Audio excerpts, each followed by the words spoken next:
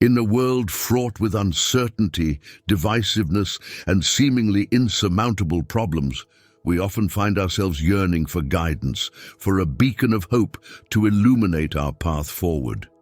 It's during these moments of uncertainty that we turn to the teachings of Jesus Christ, whose words and actions continue to resonate through the ages. Have you ever felt like a lost sheep in a vast wilderness, surrounded by uncertainty and confusion?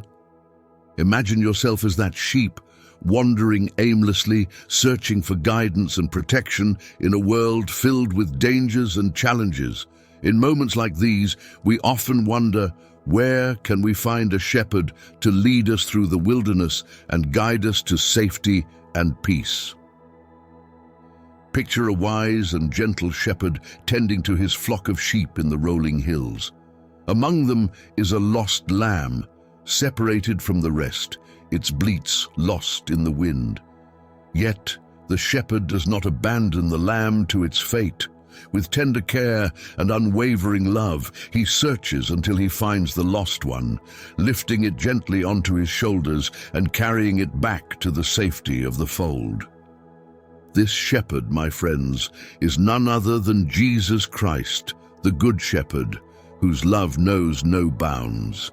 Like the lost lamb in his care, we too find ourselves in need of his guidance and protection as we navigate the challenges of life's wilderness.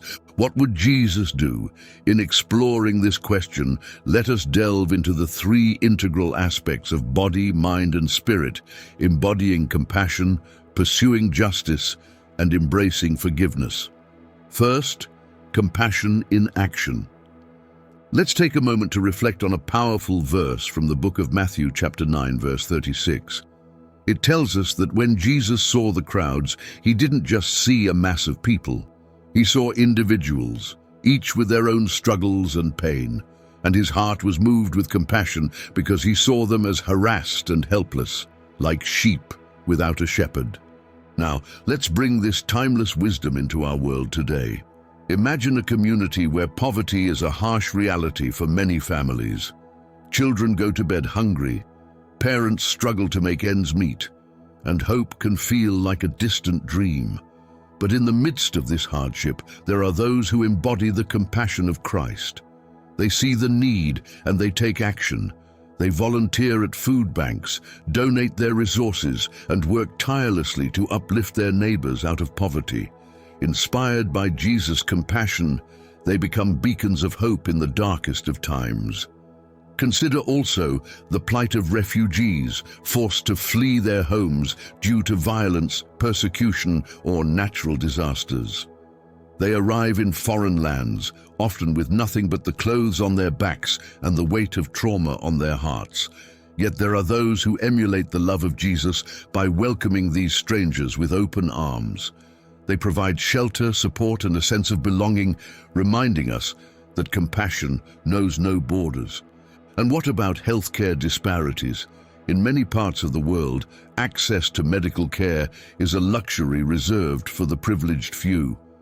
But Jesus didn't turn away the sick and the suffering. He reached out to them with healing hands and a compassionate heart.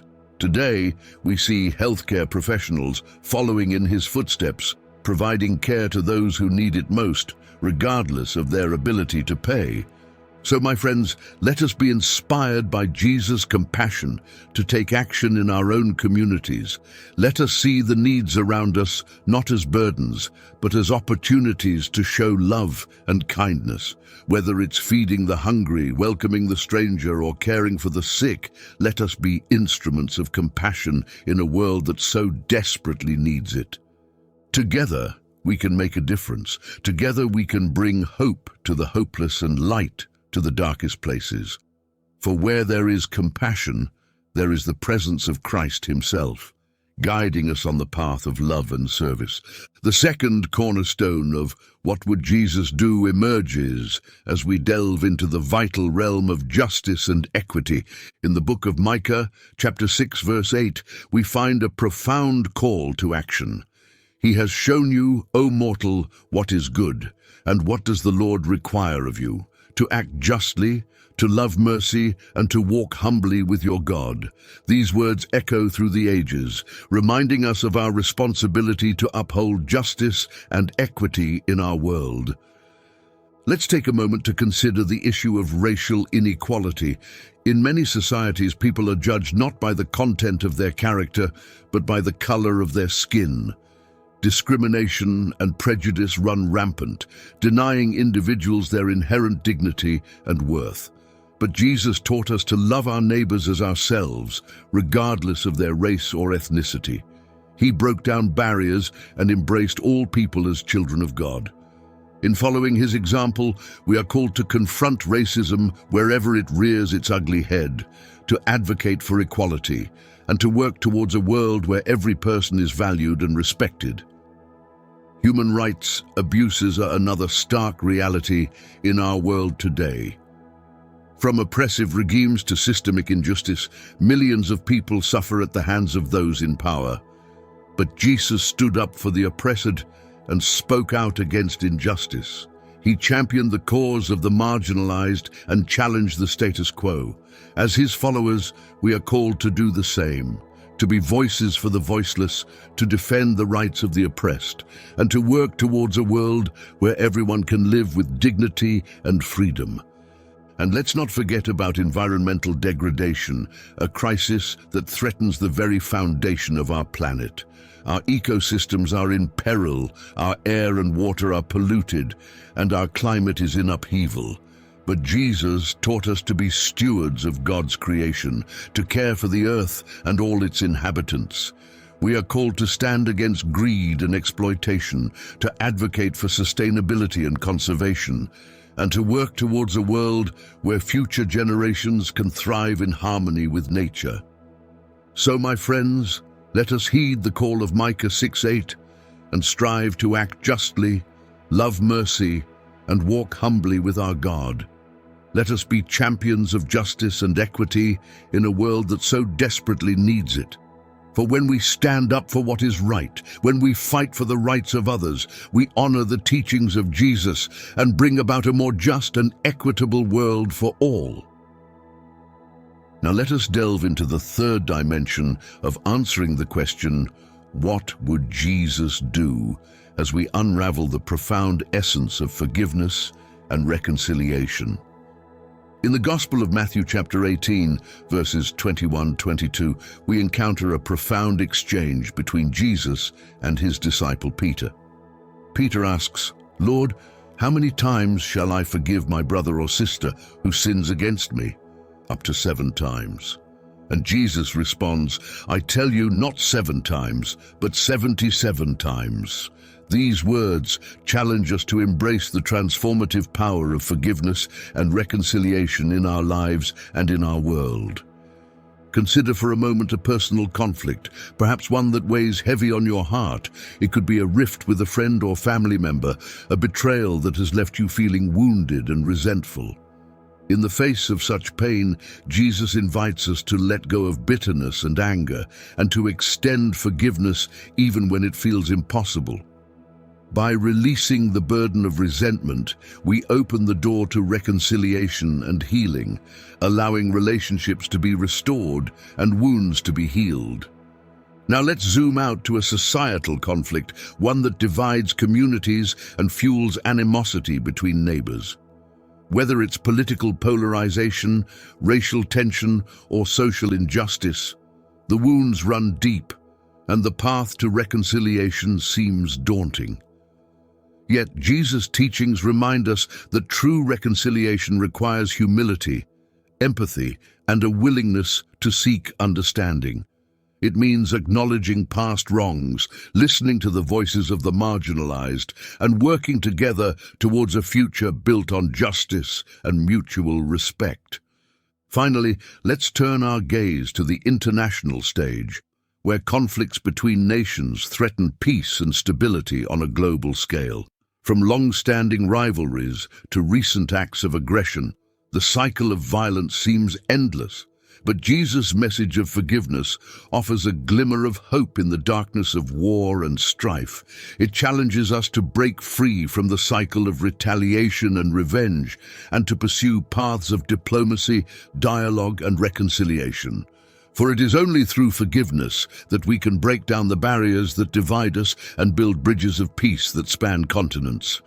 So, my friends, let us embrace the radical call to forgiveness and reconciliation that Jesus offers us. Let us be agents of healing and restoration in our personal relationships, our communities, and our world.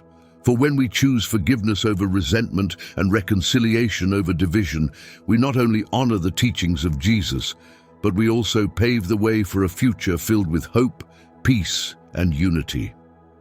My friend, let us pause to reflect on the profound truths we've explored today. The teachings of Jesus Christ, timeless and enduring, offer us a roadmap for navigating the complexities of our modern world. They remind us that love, compassion, and justice are not just lofty ideals, but practical principles that can transform lives and societies. In a world that often feels overwhelmed by division and despair, it's easy to lose sight of the hope that lies within us. But as we've seen today, the message of Jesus is one of hope and redemption. It reminds us that even in our darkest moments, there is light to be found, and that even the smallest acts of kindness can have ripple effects far beyond our imagination. So let us leave this gathering with hearts full of hope and hands ready to serve. Let us be inspired by the question, what would Jesus do? To actively engage with the issues facing our global community. Whether it's feeding the hungry, advocating for the marginalized, or standing up for justice, let us be beacons of love, compassion, and justice in a world in desperate need of hope. And as we journey forth from this place, let us hold fast to the belief that change is possible, that reconciliation is attainable, and that a better world is within our reach. For when we align our hearts with the teachings of Jesus, we become agents of transformation, bringing light to the darkness and hope to the hopeless. May we go forth from this place with renewed conviction and determination, knowing that we are not alone in our efforts. For the same Spirit that empowered Jesus to heal the sick, feed the hungry, and love the outcast dwells within each of us, guiding us on our journey towards a world filled with love, compassion, and justice. So let us go forth, my friends, with heads held high and hearts ablaze with the fire of love. For together, guided by the teachings of Jesus Christ, we can indeed make a difference in our world. Now, as we prepare to depart from this sacred moment of reflection and inspiration, let us not allow the fire ignited within us to dim. Instead, let it burn brightly, illuminating the path before us and guiding our every step. I encourage each of you to take action. Share the message of hope and love that we've shared here today with those around you. Spread it far and wide, like seeds scattered on fertile soil, knowing that even the smallest act of kindness has the power to change lives. And as we navigate the challenges of our world, let us not forget the power of prayer. If you have a prayer request, a burden on your heart, or a need that weighs heavily upon you, I invite you to share it in the comments below. Let us lift each other up in prayer, knowing that in our unity we find strength, and in our vulnerability we find grace. Before we part ways, I ask one more thing of you. Like, subscribe, and turn on notifications so you can stay connected with our community and continue to be inspired by the messages of hope and love that we share. Your support means the world to us, and together we can reach even more hearts and minds with the transformative power of the gospel. And now, as we prepare to go our separate ways, may the grace of our Lord Jesus Christ, the love of God, and the fellowship of the Holy Spirit be with us all, now and forevermore. Amen.